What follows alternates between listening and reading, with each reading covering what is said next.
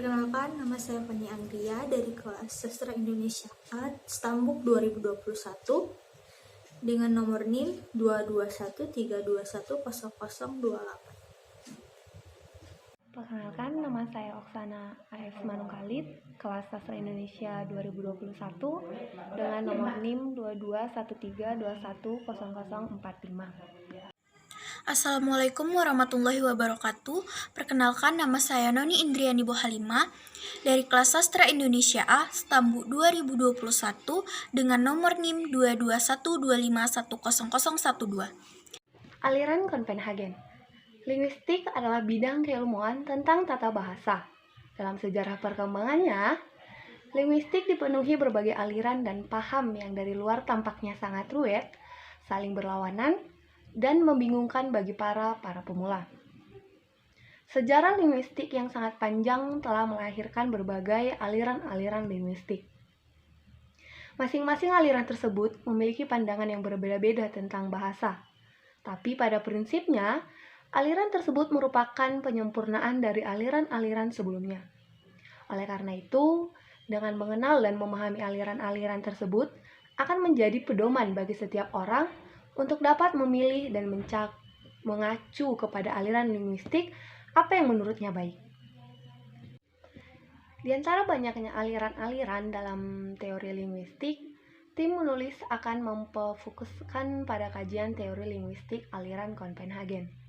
Dalam kajian linguistik yang dikembangkan oleh James Slave, pengaruh pandangan Saussure tampak pada pemilihan expression from dan connect from yang keduanya menjadi bagian dari seek function. James Slave banyak dipenuhi oleh ajaran Saussure. Copenhagen sendiri adalah ibu kota dari Denmark. Dalam bahasa Inggris ejanya Copenhagen. Nama ini berasal dari kata Komanshaft yang artinya pelabuhan saudagar. Dari ibu kota Denmark ini, salah satu aliran linguistik lahir dan dikenal oleh dunia. Sejarah perkembangan aliran Copenhagen. Aliran Copenhagen dikenal juga dengan sebutan Linguistic of Copenhagen yang dipelopori oleh Jansenius dan Brondel. Keduanya mempunyai wawasan dasar yang sama, walau ada hal yang juga berbeda. Jansenius dan Brondel sedikit banyak dipengaruhi oleh wawasan Ferdinand de Saussure. Pengaruh de Saussure dalam Jansenius tampak pada pemilihan expression from dan content from yang menjadi bagian dari singing fiction. Sedangkan Brondel dalam pengaruh de Saussure tampak pada pemilihan kajian kebahasaan secara diakronis dan sinkronis. Aliran Copenhagen mengilhami lahirnya aliran stratifikasi. Perbedaannya, jika stratifikasi melihat bahasa sebagai suatu sistem hubungan baik secara praktis maupun teoritis, sedangkan aliran Copenhagen cenderung menganalisis bahasa secara teoritisnya saja. Pengaruh Ferdinand terhadap pemikiran Brondel pada sikapnya yang mengikuti pendekatan kebahasaan secara sinkronis. Sedangkan pengaruh bagi pemikiran Jansenius pada pemilihan antara expression from dan content from, yang keduanya menjadi bagian singing fiction. Selain itu, juga pada pemakaian relasi sintagmatis dan paradigmatis. Jansenius bersama Oldal mengembangkan teori linguistik yang disebut dengan teori glosematik. Dari kedua tokoh utama aliran Copenhagen, Jansenius lebih mempunyai pengaruh yang besar terutama setelah Jansenius mengembangkan wawasan prolegomena dalam mengembangkan teori linguistik dan bersama dengan Oldal mengembangkan teori glosematik yang disebut dengan aliran glosematik.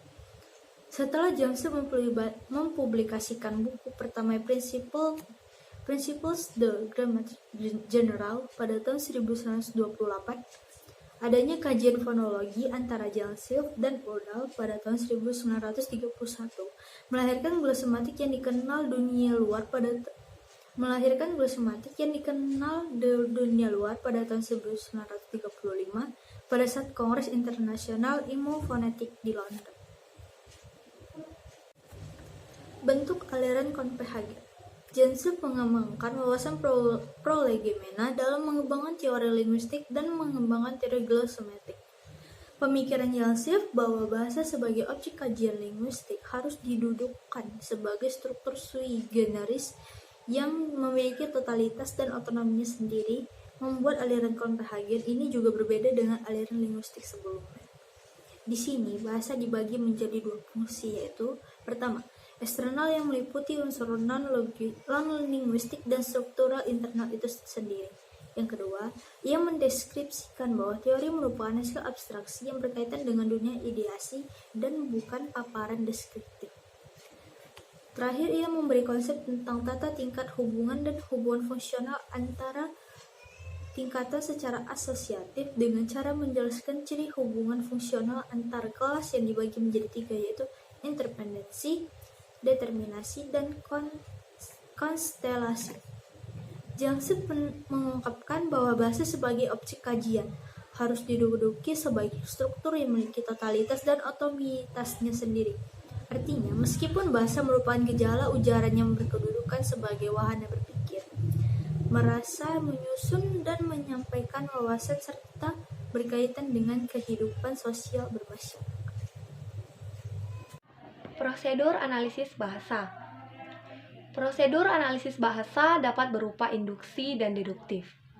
Induksi dilakukan dengan sistensi untuk memperoleh pencarian tentang kelas, komponen, hubungan masing-masing dan dalam keutuhan maupun dari ciri totalitas itu sendiri. Deduksi caranya dengan menggunakan metode analitis. Metode tersebut bertujuan untuk menyelaraskan konsep yang bukan hanya berlaku pada segmen tetapi berlaku bagi segmen, antar segmen, dan totalitasnya. Aliran Copenhagen ini berbeda dengan aliran-aliran sebelumnya, yakni bahasa sebagai objek otonomi sendiri. Di sini, bahasa dibagi menjadi dua fungsi, yaitu eksternal yang meliputi unsur non-linguistik dan unsur internal itu sendiri. Aliran ini juga menumbuhkan sebuah cara melalui komunitas antar segmen, tetapi mempunyai dampak yang negatif. Dampak tersebut berupa gejala sinkrisme atau pencampuran dan gejala oplosing. Gejala sinkrisme yakni paradigma yang dapat memiliki hubungan tumpang tindih antara satu dengan yang lainnya, meskipun mereka sebenarnya tunggal. Sedangkan gejala oplosing adalah timbulnya varian sinkrisme yang justru dapat dijadikan pangkal tolak dalam memberikan ciri penanda elemen-elemen tertentu. Atas peranan de Saussure, Hajerstorff mengatakan bahwa bahasa sebagai suatu sistem hubungan dan mengenai adanya hubungan sintakmik dan paradigmatik. Aliran ini mendeskripsikan bahwa teori merupakan hasil abstraksi yang melainkan dengan dunia ideasi, bukan paparan deskriptif. Bahasa memiliki empat strata yang harus dimiliki. Yang pertama, rangka forma untuk hubungan gramatikal internal. Yang kedua, substansi, kategori eksternal dari objek material. Yang ketiga, ungkapan atau baik merupakan wahana verbal maupun grafis. Dan yang keempat, isi atau makna. Keempat strata tersebut sejalan dengan prinsip yang dikemukakan oleh Hajerstorff, yakni linguistik berkaitan dan pengetahuan yang tersenden.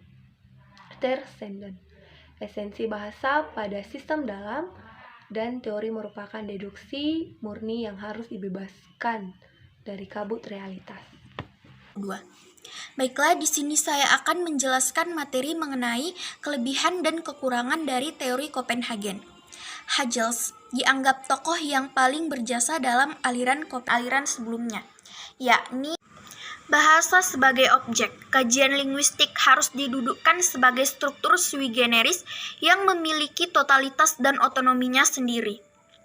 Di sini bahasa dibagi menjadi dua fungsi, yaitu eksternal dan meliputi unsur non-linguistik, dan struktur internal itu sendiri. Kedua, ia mendeskripsikan bahwa teori merupakan hasil abstraksi yang berkaitan dengan dunia ideasi dan bukan paparan deskriptif. Dan terakhir, ia memberi konsep tentang tata tingkat hubungan dan hubungan fungsional antar tingkatan secara asosiatif dengan cara menjelaskan ciri hubungan fungsional antar kelas yang dibagi menjadi 3, yaitu interdependensi, determinasi, dan konstelasi. Ketiga ciri ini masih dapat diklasifikasikan lagi. Dalam metode ini, kita juga akan menemukan sebuah cara, yaitu melalui komunikasi antar segmen. Tetapi hal ini mempunyai dampak yang negatif. Dampak tersebut berupa gejala sinkretisme dan gejala overlistening. Baiklah, terima kasih. Sekian yang bisa saya jelaskan mengenai kelebihan dan kekurangan teori Copenhagen. Terima kasih.